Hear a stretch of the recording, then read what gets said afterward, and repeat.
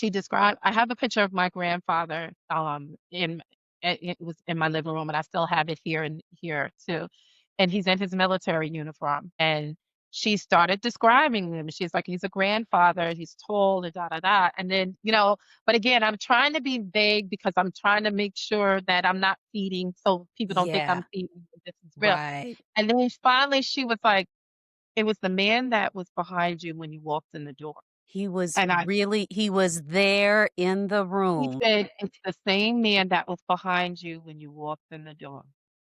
And I just instantly so, through now, I am a ball of tears through all of this at this point because I immediately went into tears the moment that she said your grandmother, and I never got out of that state.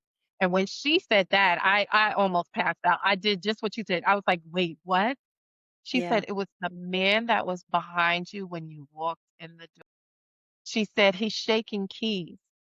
And she's like, "I'm seeing keys." He's shaking keys in a red pouch. I pulled out I have my grandmother's purse, and I have the keys to her house in that purse, and I keep it in my pocketbook. Every time I change pocketbooks, I put it in that pocketbook. And she's like, "He's jingle," and so when she was like, he's jingling keys," he was letting me know, and he described at that time, I remember I worked in this building, and it was underground parking.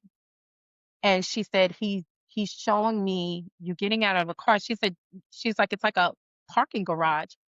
So basically, he was saying, well, not ba he literally was saying, "I'm with you all the all the time, time. watching over you and protecting you all the time."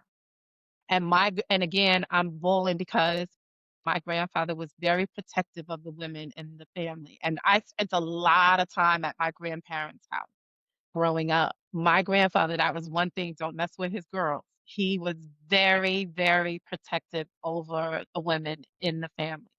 And I was like, I said, he's still, after all of this time, because he had passed away when I was in college. So I was like, after all of this time, he's letting me know I'm still with you.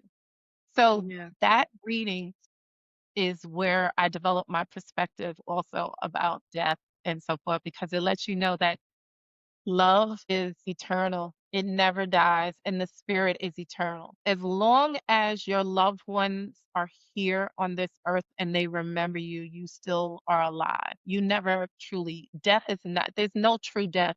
The true death is when you have left no impact on this world and there's no one left that remembers you or loves you or loved you.